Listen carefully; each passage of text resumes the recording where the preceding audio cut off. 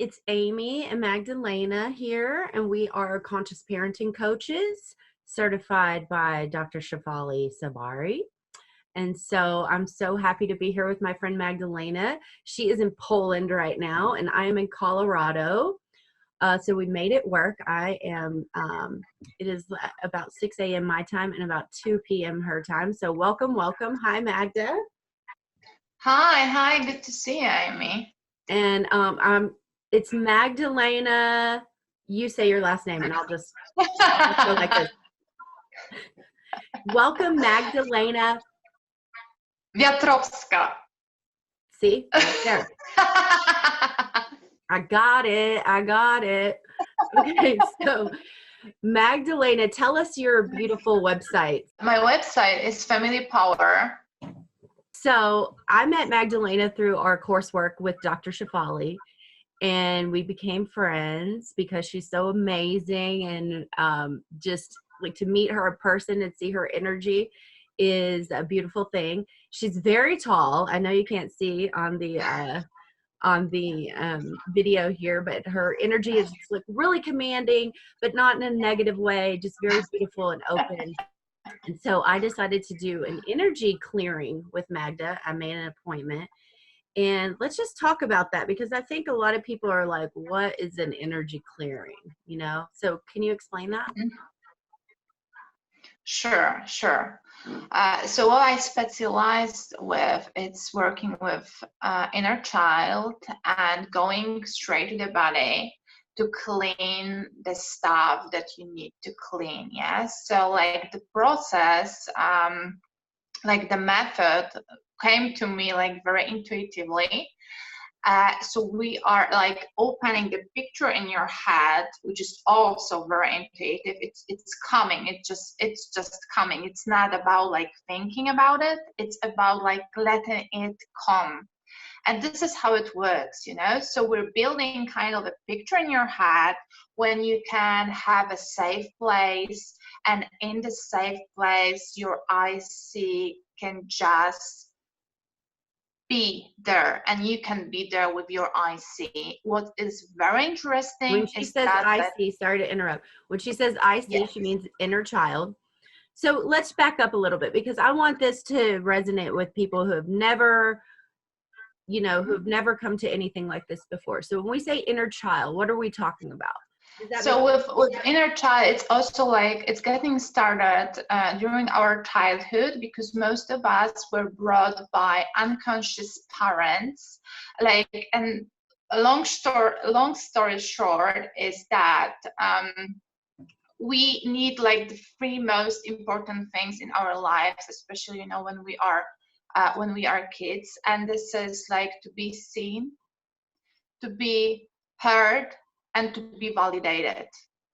And most of us didn't really get like unconditional love, because our parents were not able to love in an unconditional way, because they didn't get it too.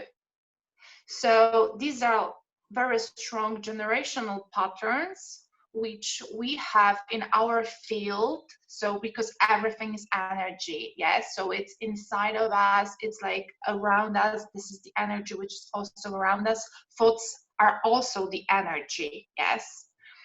And so what I do is to integrate your inner, is to help you to integrate the process with inner child, including like first of all, the roots of the cause, and to help you to let go of the strong emotions, because the emotions which are showing up here and now, these are emotions which you already have in your body. They're not new.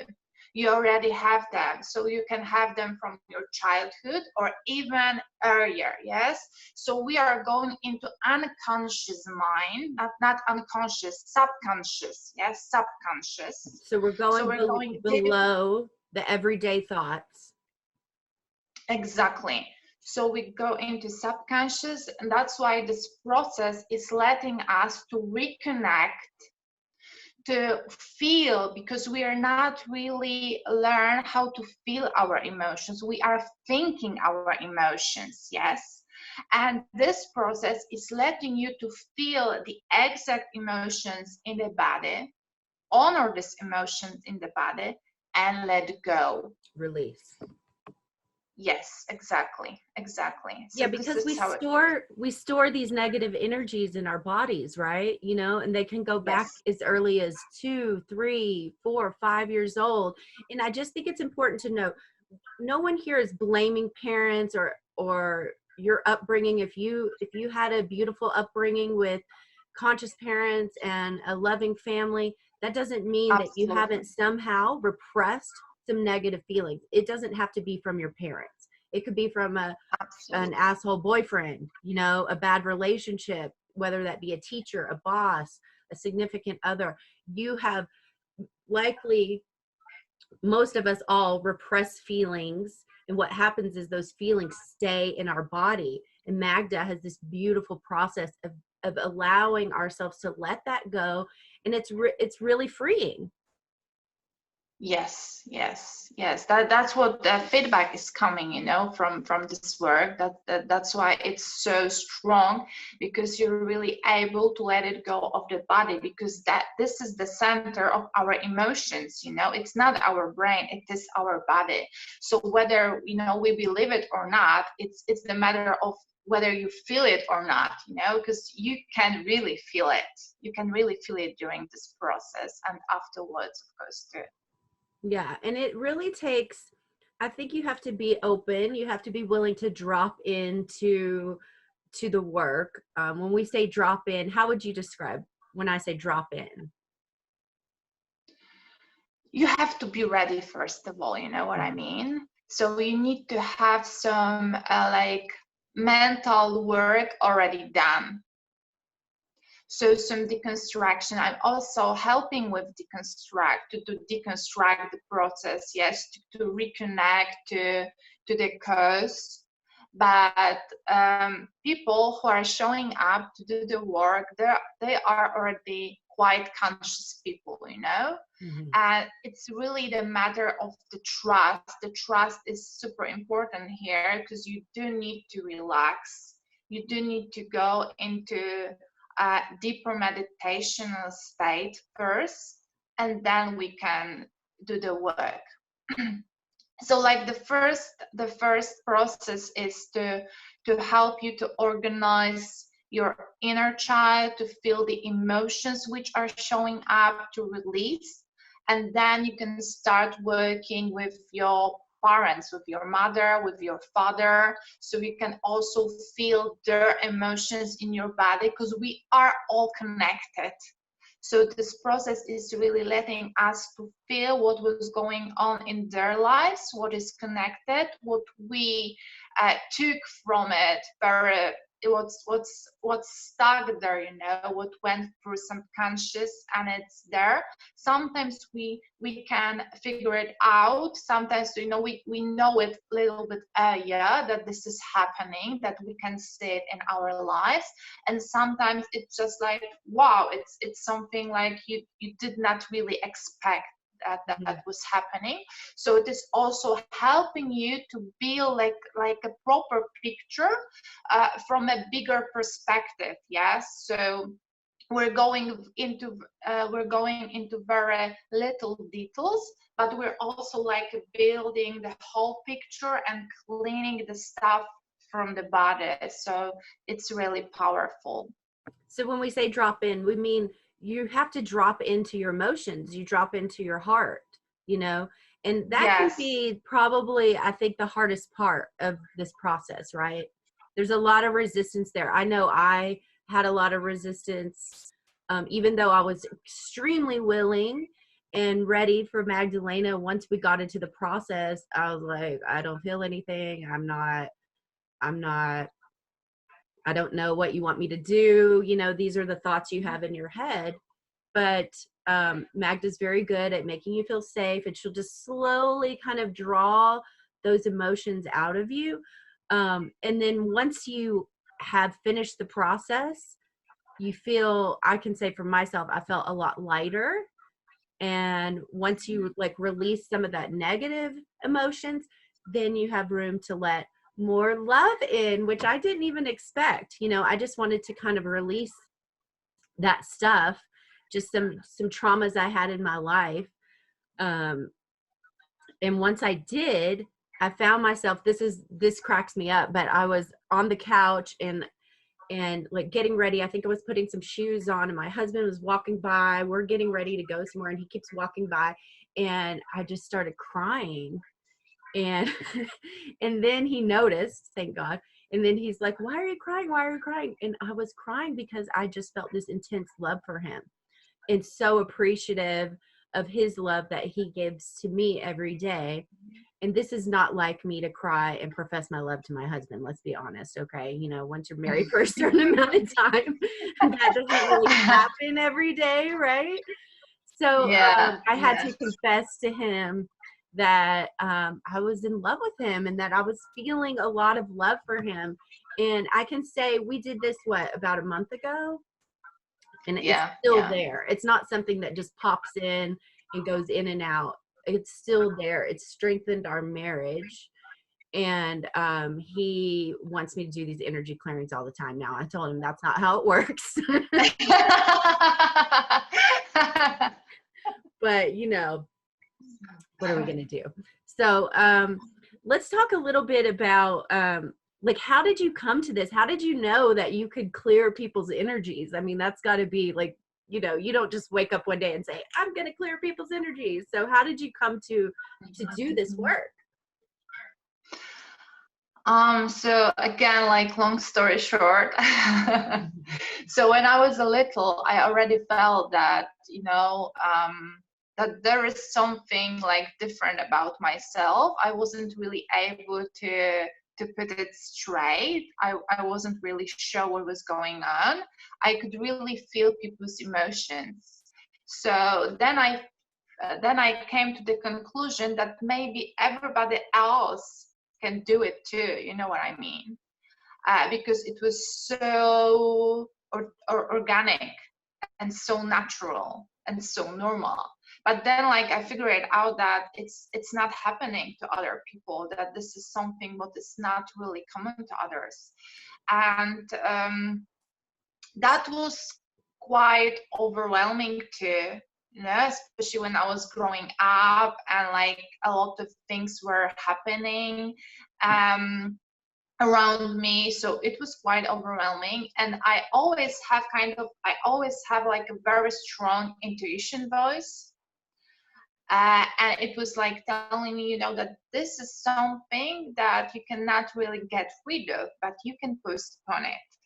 So I decided to postpone it, and I was like living my life and having all kinds of traumas in my life and in my experience, like very difficult childhood, and then like very difficult when I was a teenager. It was quite tough. There were like many difficult situation, including all kinds of shit. Just doesn't matter. Typical, right? Yeah, it's just life.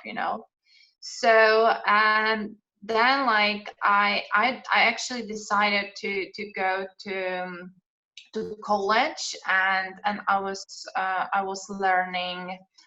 studying pedagogy. And then I was working for some company. Then I decided to open my own company, like a school for kids. So I've been working with kids, with kids and with parents. And then like one day I had this intuition voice, which was like opening me like, okay, you have to close this chapter, you have to open another, you have to close this one, you have to open another one.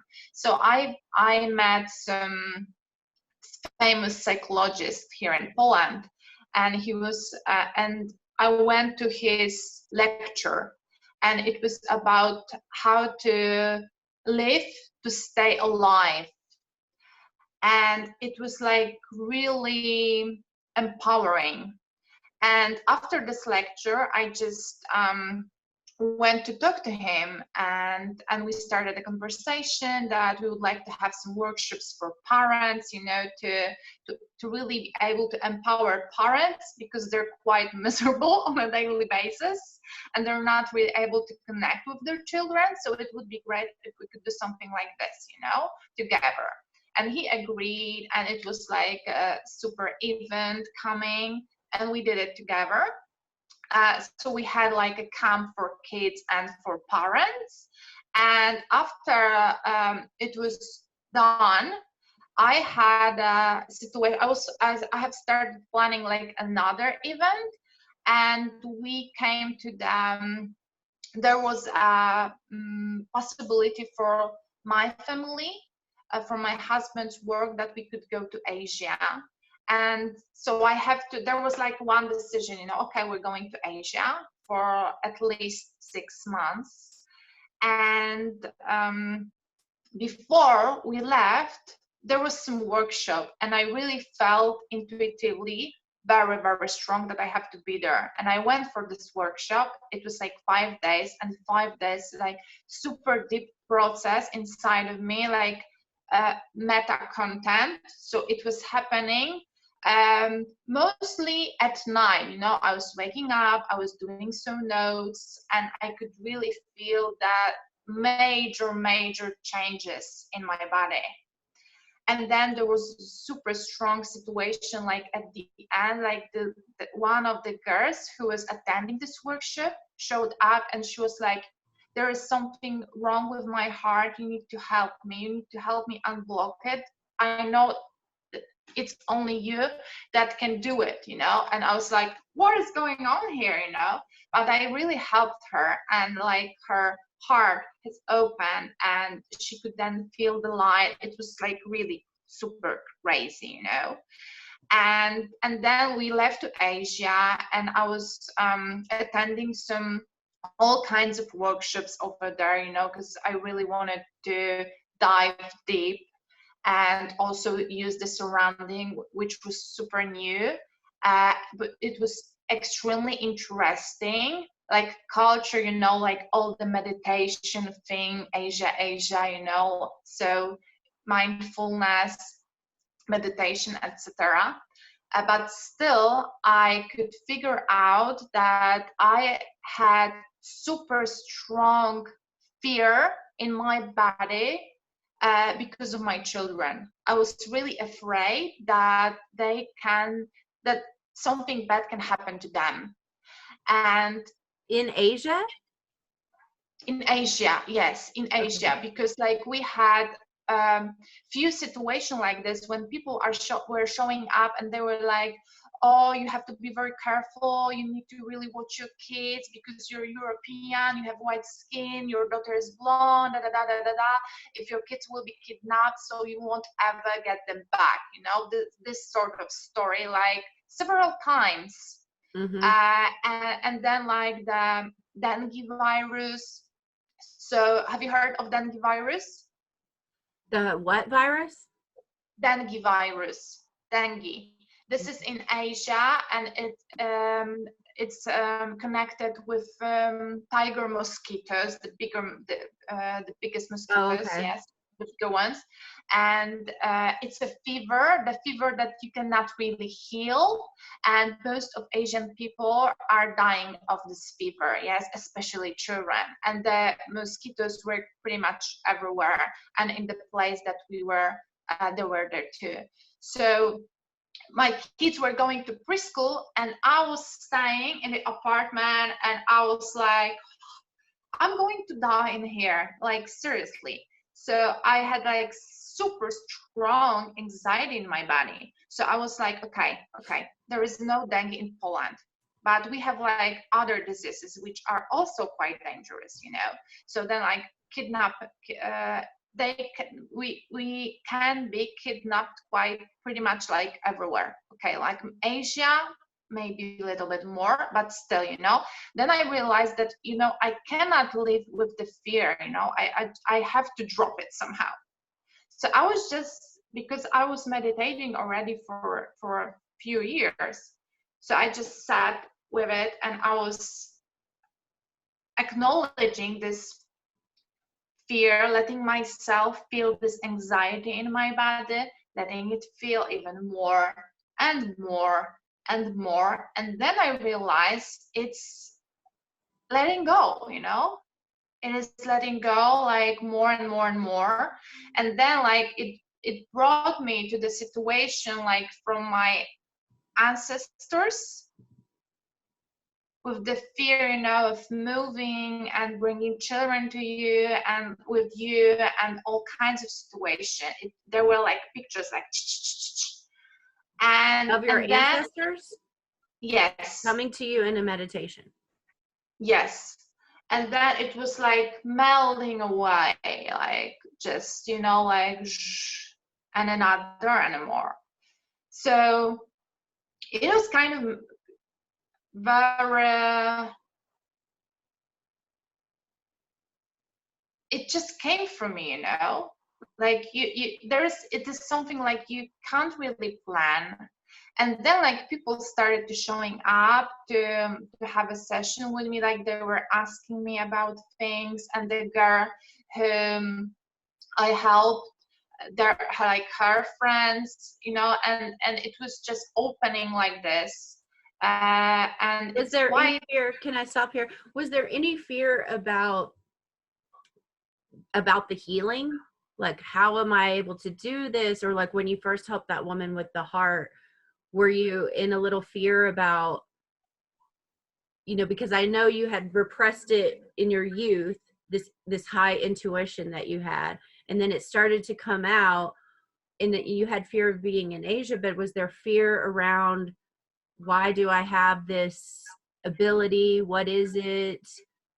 Yeah. Can you talk about yeah, that a little bit? Because that would scare me. yeah, And, you know, that would scare me if I had some kind of, I mean, like when you, I'm rambling a bit, but when you meet someone, like we can all feel our people's energy, right? If someone's angry, happy, depressed, but is it more intense for you? Like, how did you overcome that?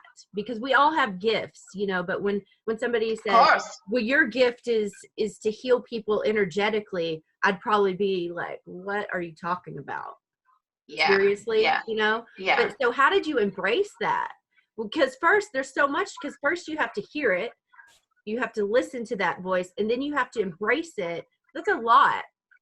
I mean, we're not yeah, talking yeah. about a calling of, you know, a firefighter, you know? Yeah, of course. I know what you mean. You know, that's why I decided to postpone it. And actually I did for quite a long time, because I was doing energy healing, like using my hands, and people could feel it. So it was kind of also like very natural. Mhm. And but I didn't do it like to everybody, you know.